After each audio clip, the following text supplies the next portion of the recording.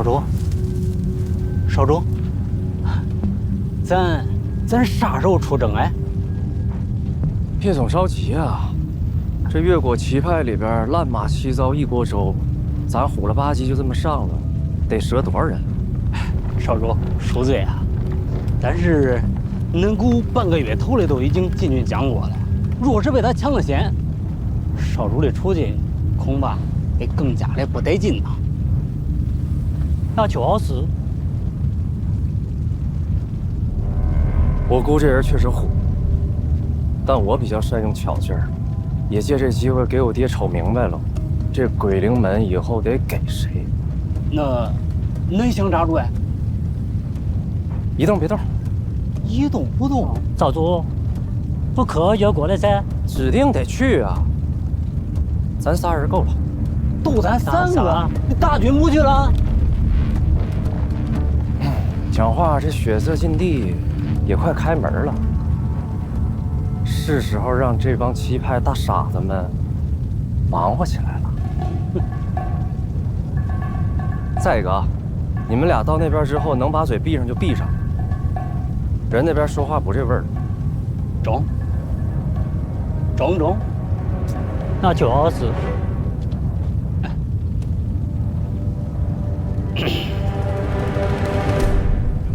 你们都是各派的老人了，旗派如今势力如何？你们心里不清楚吗？比5年前如何？比60年前又如何？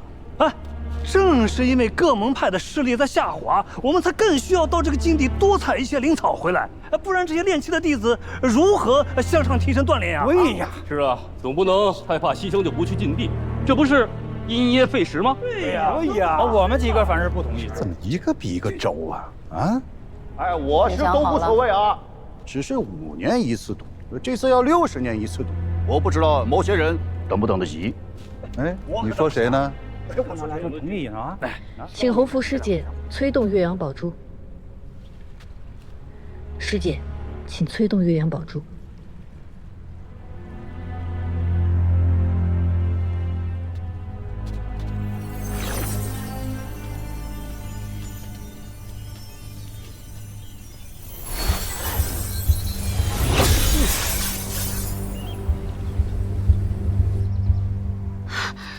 那是什么？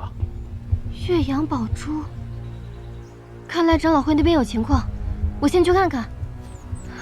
潘姑娘，一定要从禁地平安回来。嗯，再见。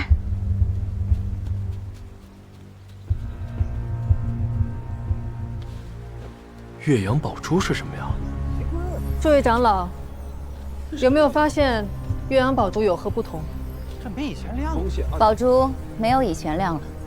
没错，岳阳宝珠是本门先辈为驱散禁地的迷障所制。宝珠吸收日月灵气，绽放光芒，但你们恐怕不知，每当天有异样，宝珠也会受其影响。日月昭昭，本该是亘古不变，可禁地开启过于频繁，导致灵气日益稀薄，宝珠光彩亦不复从前。这还不能印证我的说法吗？现在明白了吧？啊，来吧，再商议商议。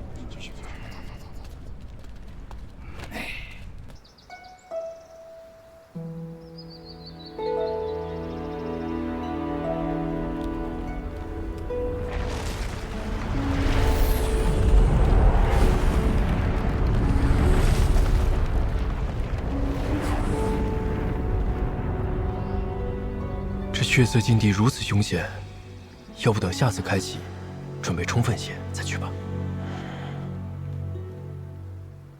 听说了吗？以后这血色禁地要改为60年开放一次，这下要拿到筑基丹，恐怕更加困难了。是啊，可要不突破筑基期，这寿元也就100-200年，再来一个60年，那莫不是要等到老？要不这次咱就去吧，去的话问问表姐，她去咱就去。不用问了。那姓陆的去，表姐肯定也要去。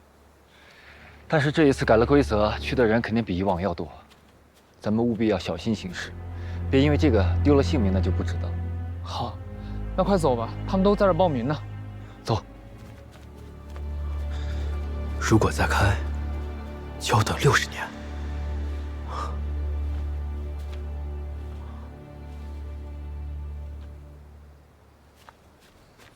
向师兄，不是说这个报名血色禁地的在这集合吗？快点来，快点！会不会通知错了呀？你们都在等谁呢？我在这儿呢。师祖。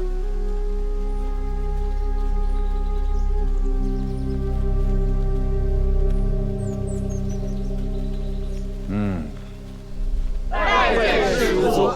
来的人还挺多。哎，你们都做好送死的准备了吗？啊？不是我吓唬你们啊！我们黄风谷弟子数千，筑基的有多少知道吗？不过100人。知道是为什么吗？因为筑基丹稀少。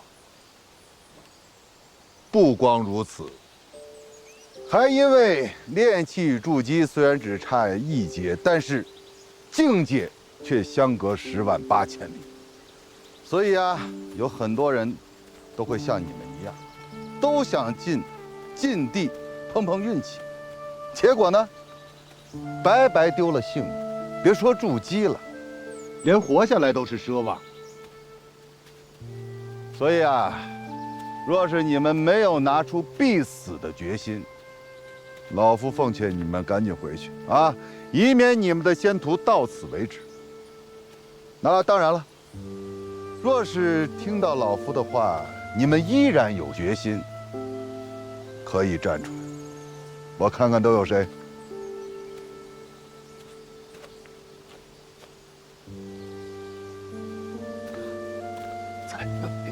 快点！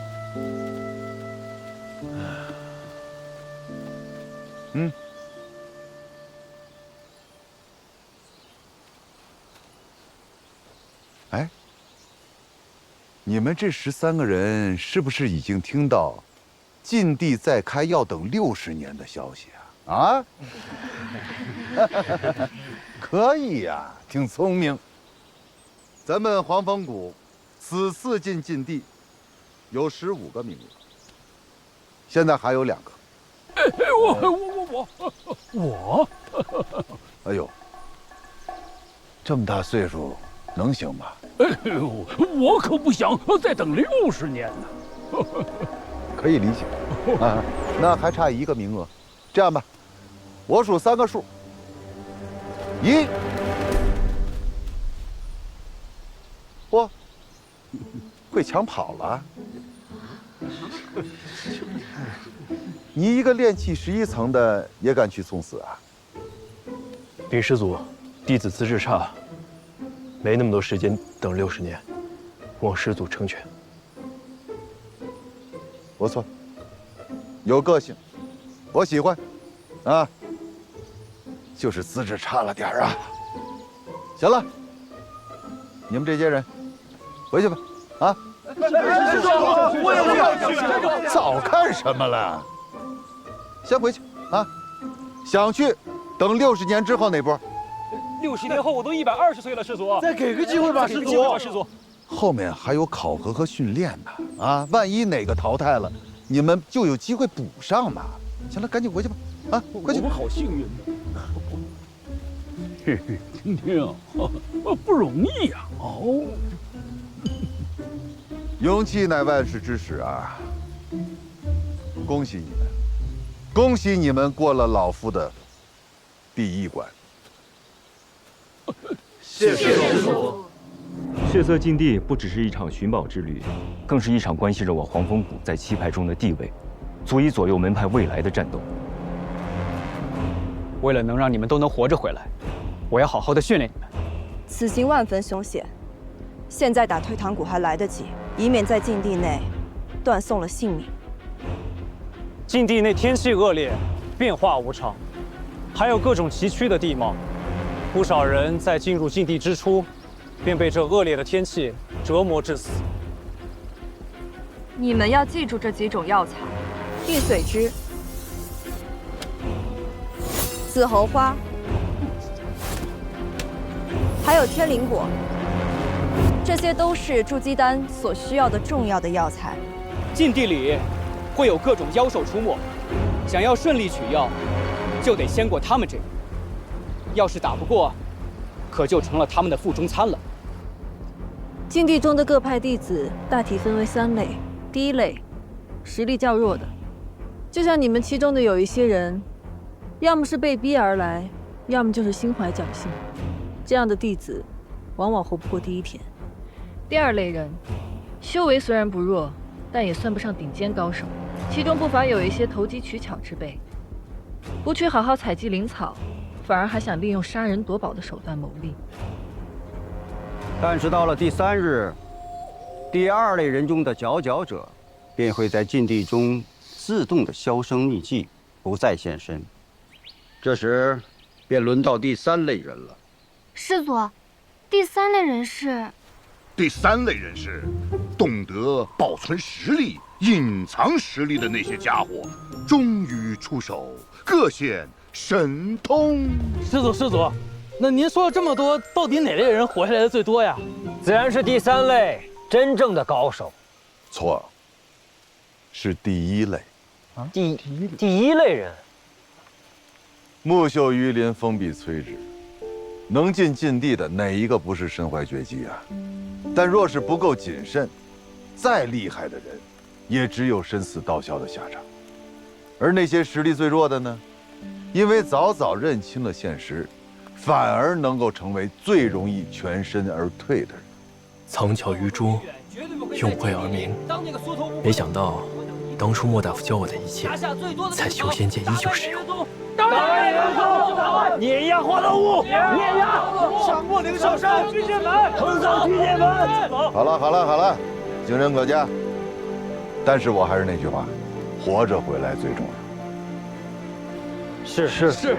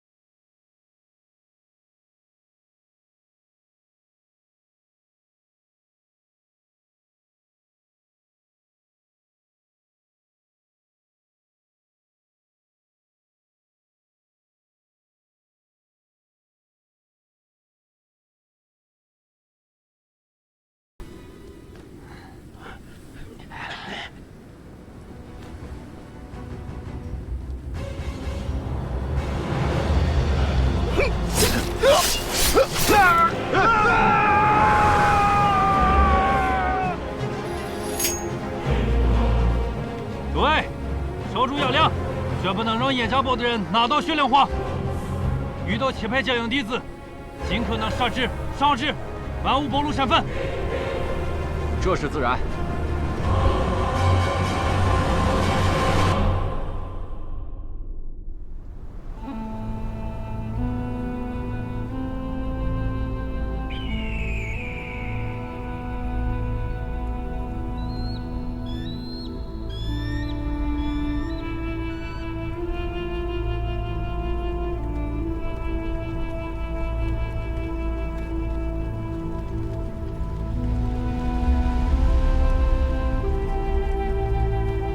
这里就是血色禁地，怎么没有动静？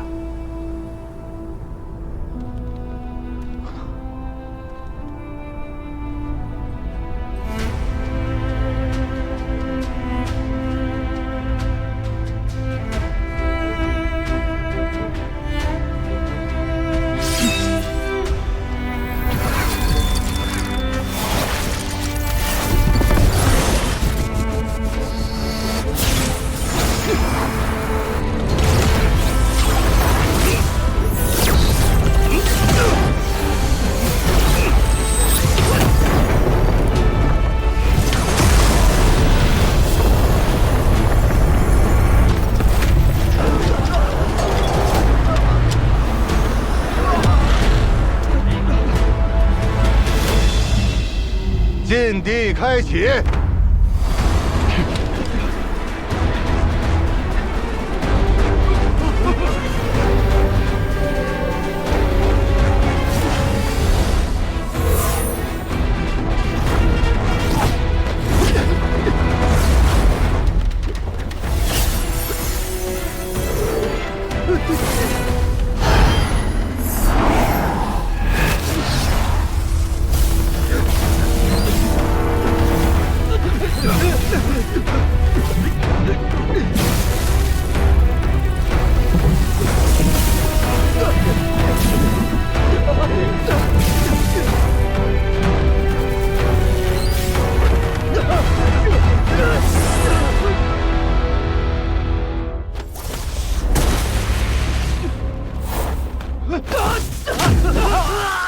这是哪儿啊？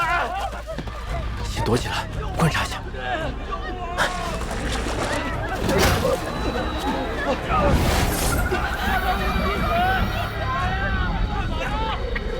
退去板子！李师兄，任师兄，我们在这儿呀！快，跟我走吧。前方可有黄风谷的弟子。姐，时间紧迫，咱们还是走吧。走吧。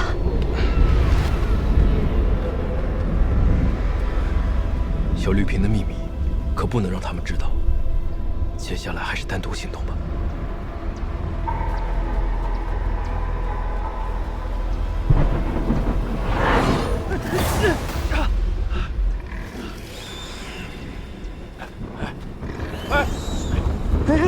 向师兄。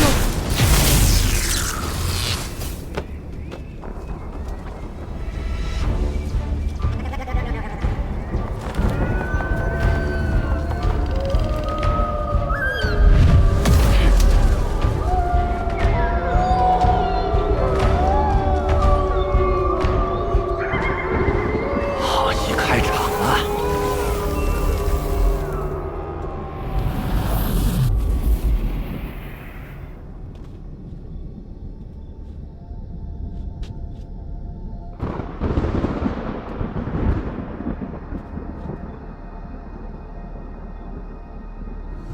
灵气果然变得稀薄了。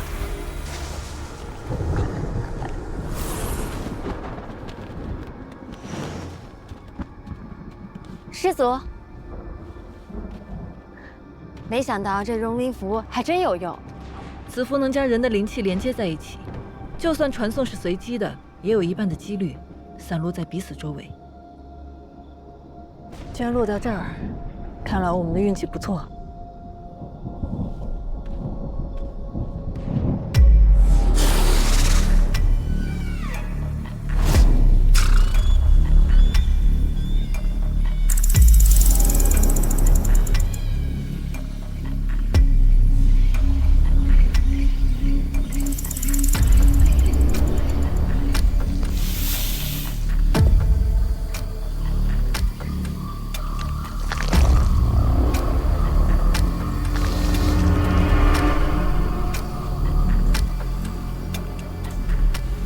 果然，越靠近禁地外沿，灵草年份越低。这样，就不用担心与人争夺了。取些幼苗种子，再用小绿瓶催熟就好。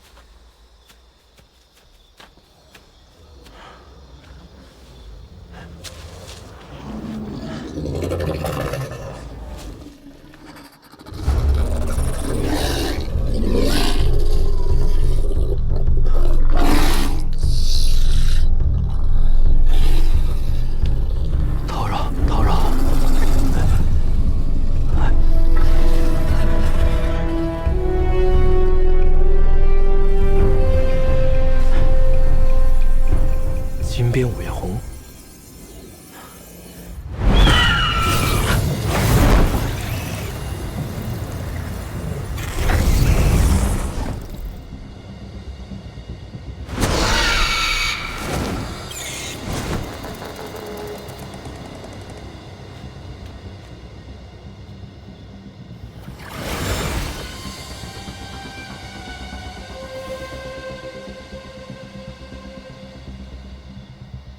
这么快就死人了？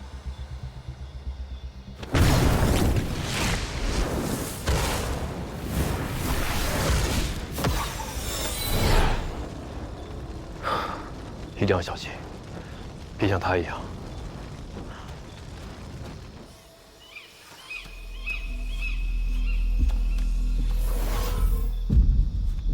乌龙潭东北角，地势偏僻，以数十丈的潭渊为中心。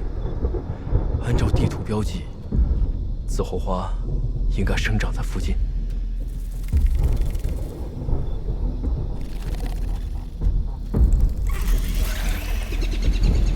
好浓的瘴气！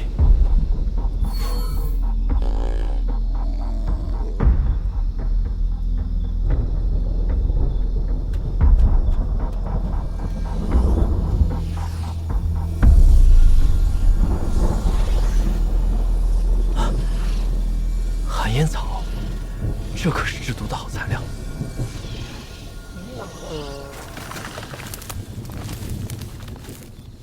谁在那儿？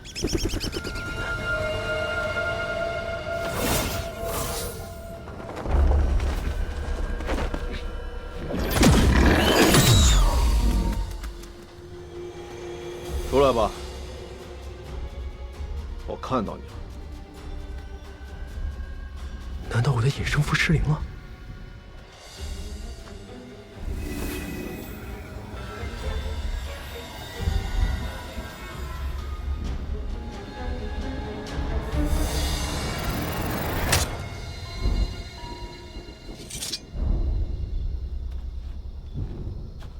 出来了，我看到你们了。虚张声势的家伙！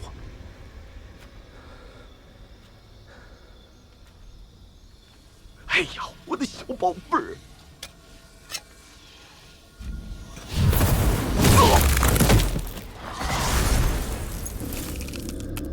寒冰蝉，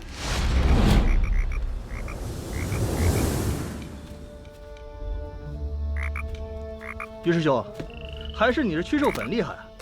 一小瓶竟让寒冰蝉乖乖听话，又干掉了一个气派高手。这些小家伙们可立了大功。寒冰蝉性情温顺，只要不主动去招惹它，几乎是不会攻击人的。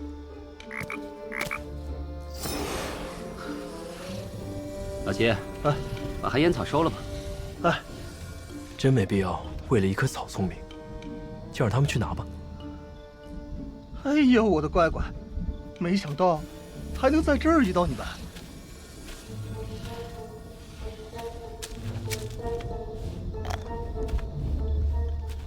小心点儿，可别中了埋伏。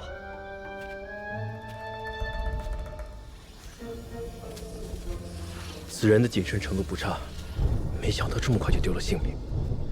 这两个人就是冲着杀人去的，到底是何居心？他们怎么还不走啊？哎，算了，他们不走，寒烟我走。虽有剧毒，可没想到长得这么漂亮。是啊。哎，咱把他储物袋也收了吧。哎，好。哎，奇怪了，刚刚还在这儿呢。这里还有别人。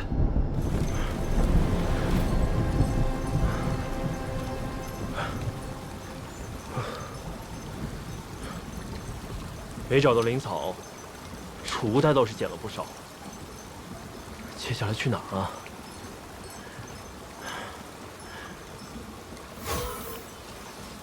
这附近哪有紫红花呀？看来门派发的地图也不完全可靠。哎，肖师兄，路滑，慢一点。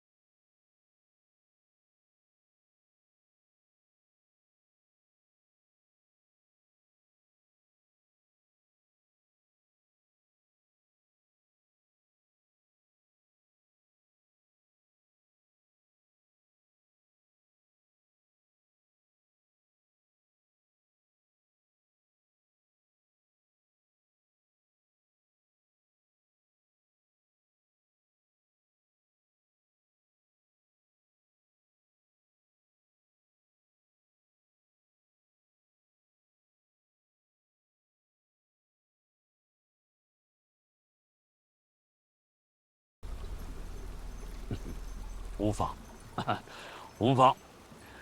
不过韩师弟，你也不必拒绝的这么快嘛，啊？莫非韩师弟有什么志在必得之物？既然此人不识抬举，相兄何必跟他多费口舌？对啊，小兄，让他自生自灭吧。诸位，告辞，告辞。没办法，只能换个方向了。小师兄到了禁地，怎么与平时判若两人？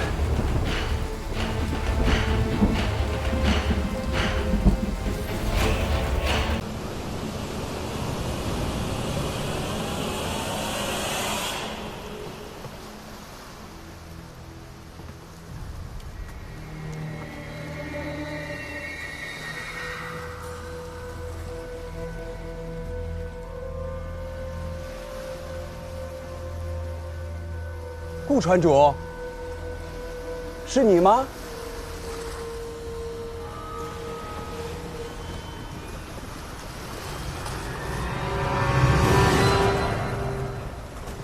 黎明府，顾传主，大雾天，我四处查看一下。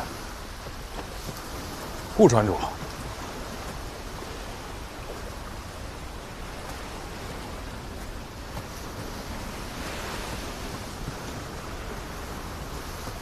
你想什么呢？实在是疑点重重啊。是啊，王立德是私贩黄金的经手人，他是个掮客，还是需要买家和卖家两个环节。买家必然是百济人，可那些陌刀作何解释？丹罗和新罗与百济连年征战，都已经快亡国了吧？你的意思是，百济人用黄金走私大唐的军械？为何不可呢？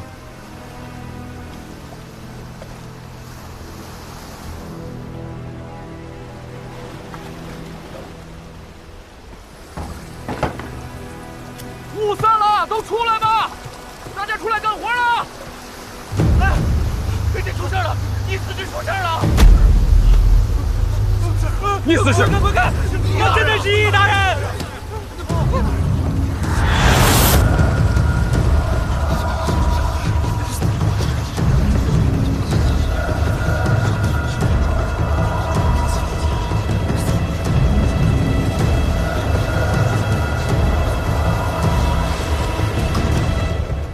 家主，家主，开门！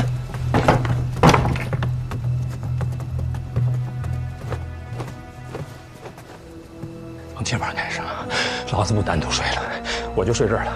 白开，你挨着我睡那儿啊！你们两个睡外边。是。只要我出去，就寸步不离的跟着。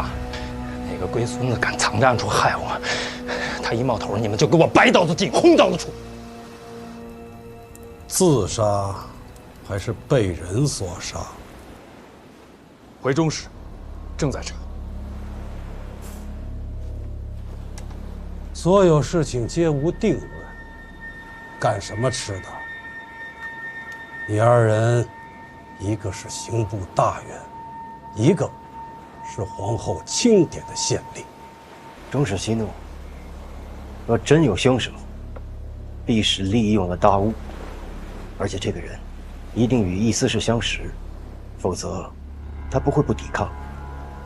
船主顾梦斌，起雾时，甲板上有船员，顾船主跟他的随护白凯也在甲板上，并没有见到易思氏。蹊跷的是，我刚刚查到易思氏10天前曾经夜航，人就没了。可惜了，现在查不了了。 只能待我们返回蓬莱之后，再详查。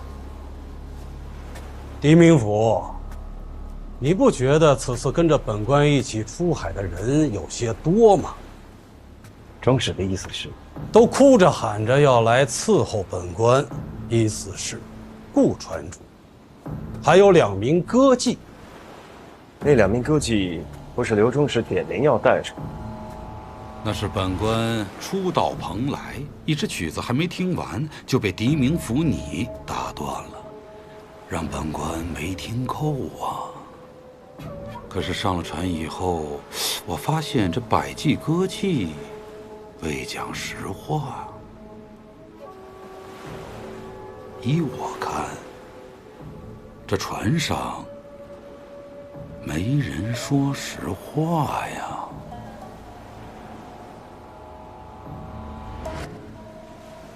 本官再说一遍，是你狄明府拿到的第1条线索，才把大伙儿引上船。如果你还查不出凶手，那本官只好自己动手，挨个查。审完玉素，再审曹娘子。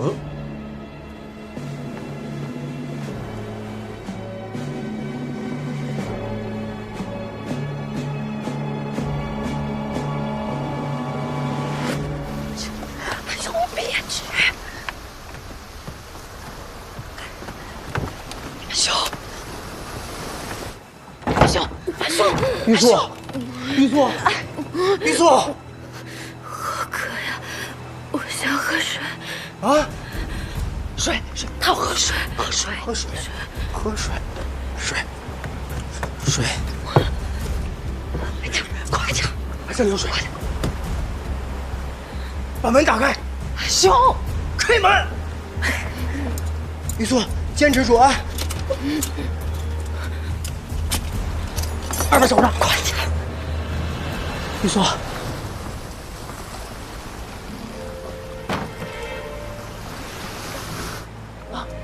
慢点，慢点，慢点。怎么了？怎么了？好疼，好疼。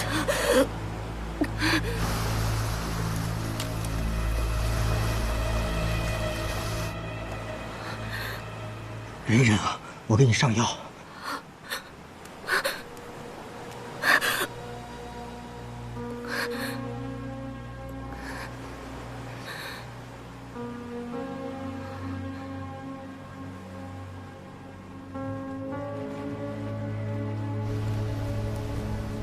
再来2个人。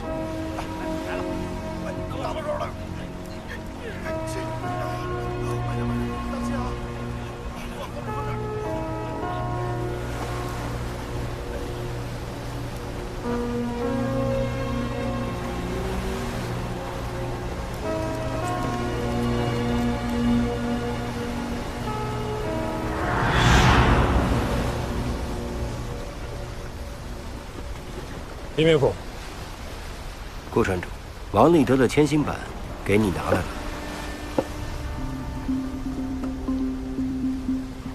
各家签行板的大小有出入，如果想还原王立德当时的观测，就必须用他的签行板。6指板太小，换7指板。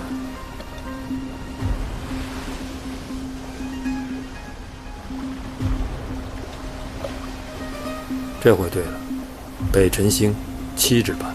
顺着顾传主这里望过去，织女星恰好与3指板的上沿齐平，从1指到12指，总有一块板能对得上。不辞星2指。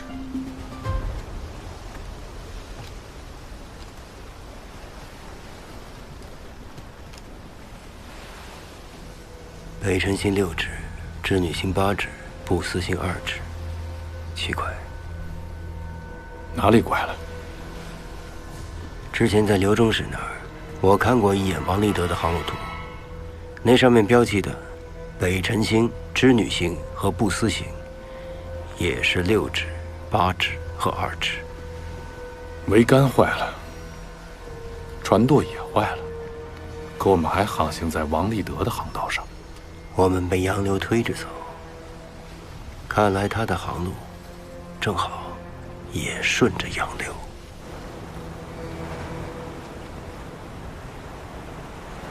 松开！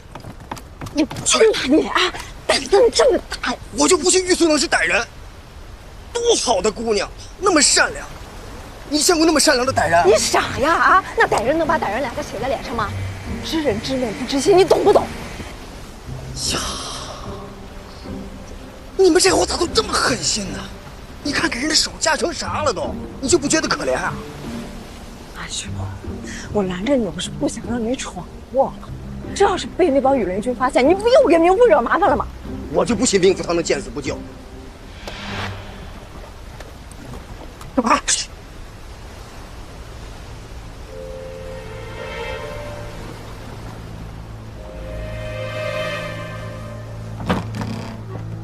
哎，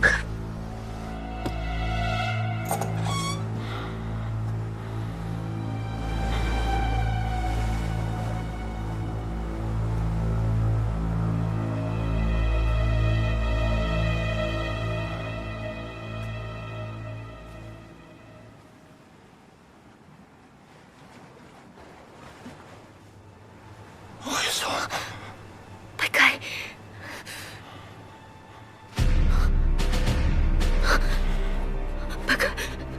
아무 말도 안 했어요. 죽이지 마세요. 농감듭니다. 팔찌를 위안으로 çı가야 돼. 아무 말도 안 했어요. 진짜. 햄이 너무 많은 거 갖고 있어. 응? 죽이지 마세요. 杜东阳，原来你也是百济人。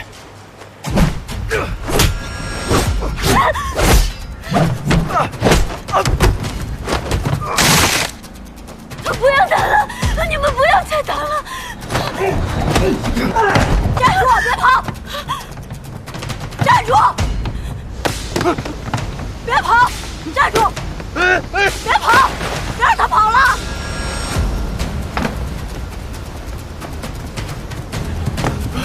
站住！他是百济人。这又怎样？你为什么抓我们唐人？看来你们百济国是真有亡国了！胡说！小在敌后我们百济人，我跟他们拼了！你到底是什么人？百济国虎贲军长期校尉。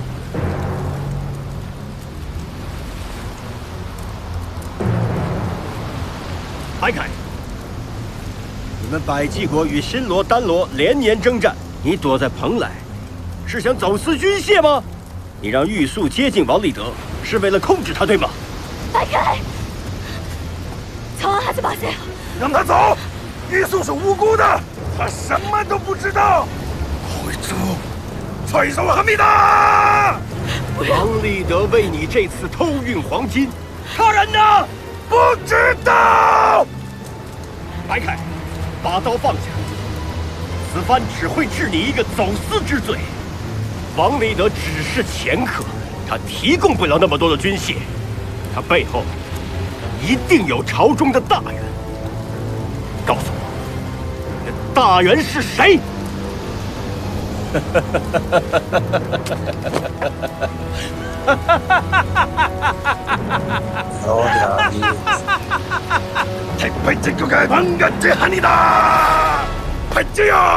만세! 摆开！摆开！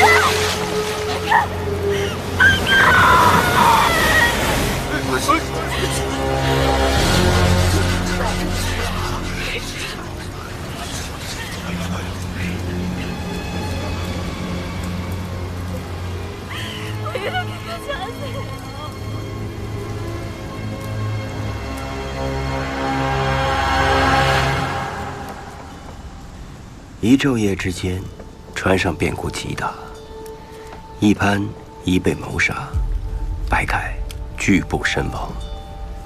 根据千心版的测量，我们一直顺着王立德的航道漂流，黄金案的线索已经逐渐清晰了。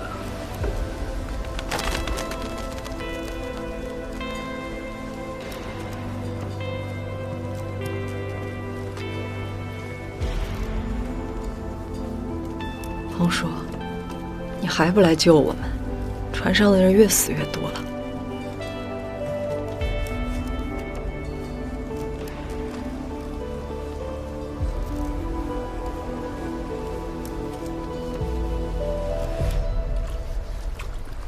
不要杀我！不要杀我！不要杀我！玉松。 玉松，交代，儿子，别怕别怕，交代和鼎明府替你求了情，让你回船舱先休息。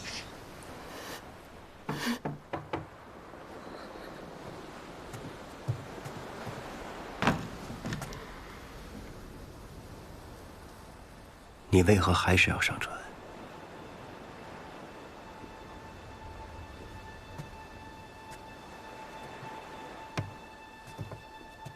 铁面府，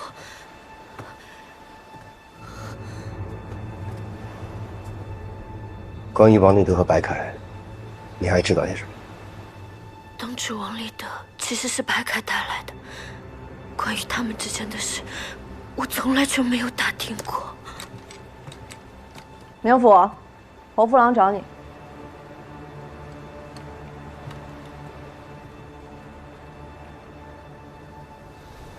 如果你想起了什么，告诉伢子，让他来找我。是。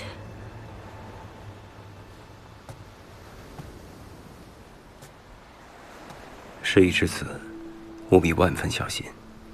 没事儿，就别出船舱了。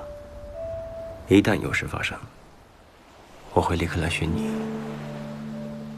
知道。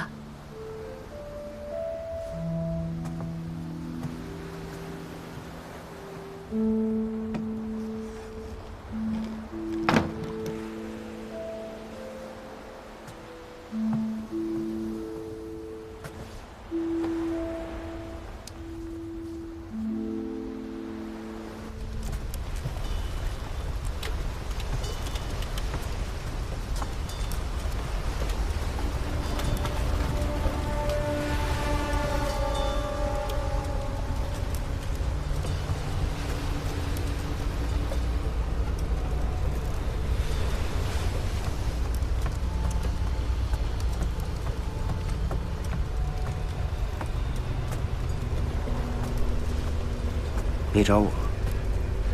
我劝你，还是不要太放纵交代。羽林军跟我告状说，玉素被关押的时候，他去了很多次。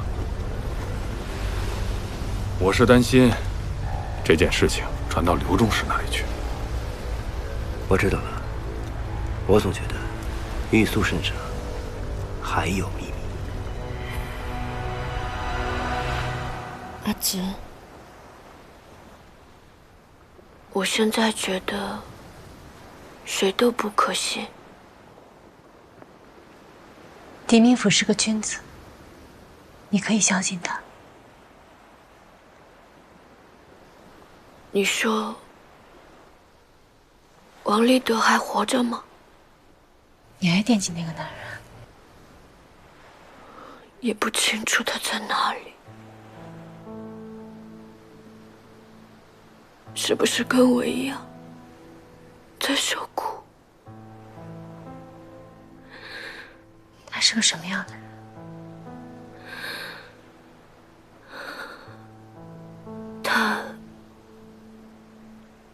他心地很好，说认识我之前最喜欢金子，可见到了我，就觉得什么都没我重要了。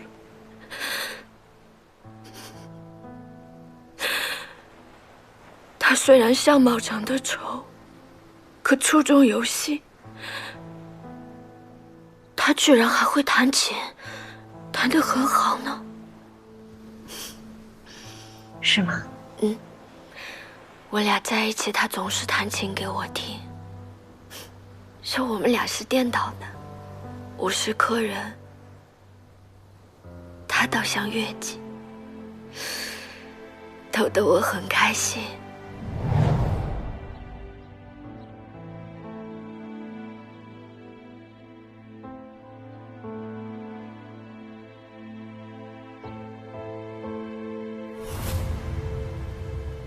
他出海前那一次，还专门弄来了一份进城的曲谱，给我奏了一支新曲。阿芷，你身上可有什么人吗？我看丁明府甚是关心你。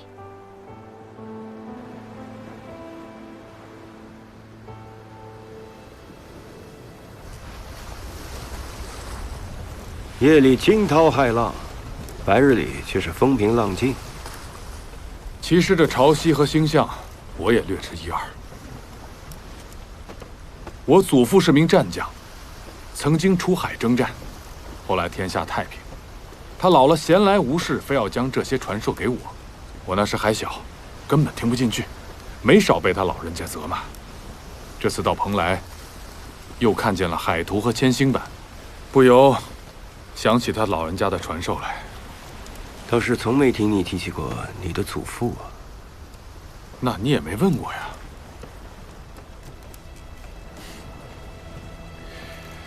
他老人家早就已经仙逝了。止步！小人求见刘中士。必须有侯副郎许可。外面何人啊？是在下，有要紧的事儿。进。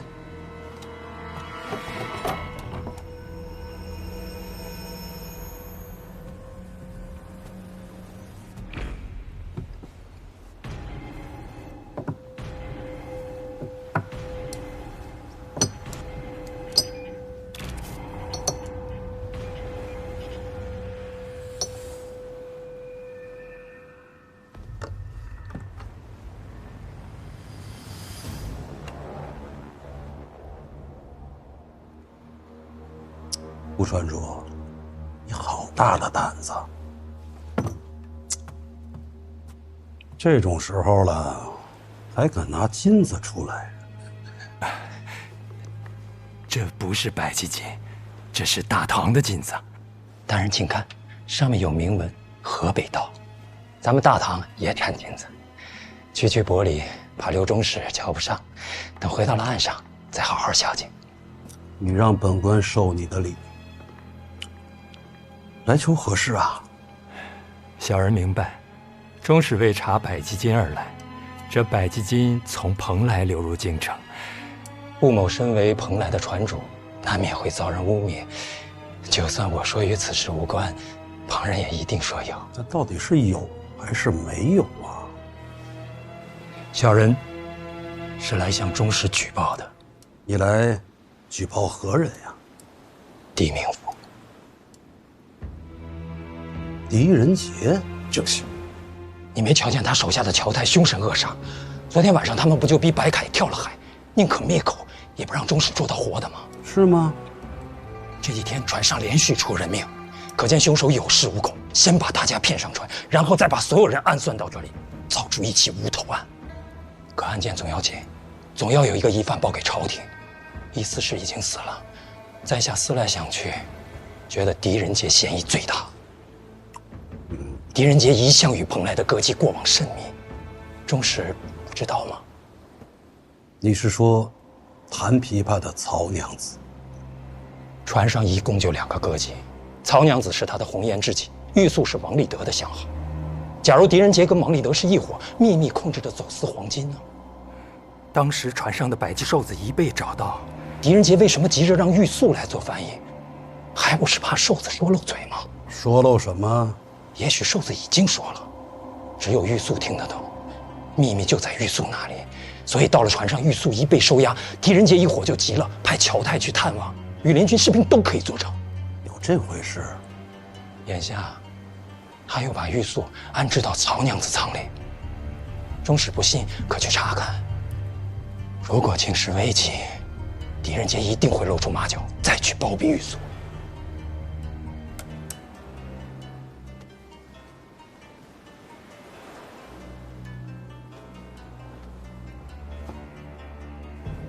那我就拭目以待。